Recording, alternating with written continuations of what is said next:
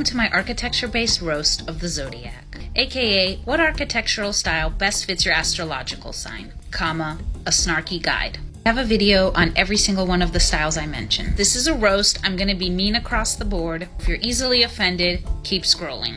First up, we have Aries, best represented by brutalism. You truly are the brute of the zodiac in every sense of the word. You praise yourself for being honest and direct, but aggro much, dude? Next up, we have Taurus, best represented by stripped classicism. You like to think of yourself as concerned with refinement and beauty, but really you're just rigid and cheap. Gemini, you are googie. Your supposed charm would be more apparent if you weren't flaky and trashed so much of the time. Next up is the sign Cancer, best represented by the Queen Anne style. You're so high maintenance, I feel guilty just looking at you.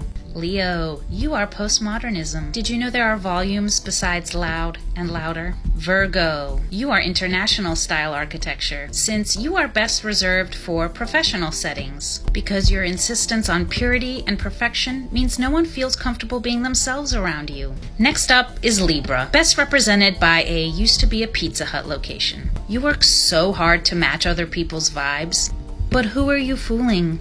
Scorpio, best represented by neo-expressionism.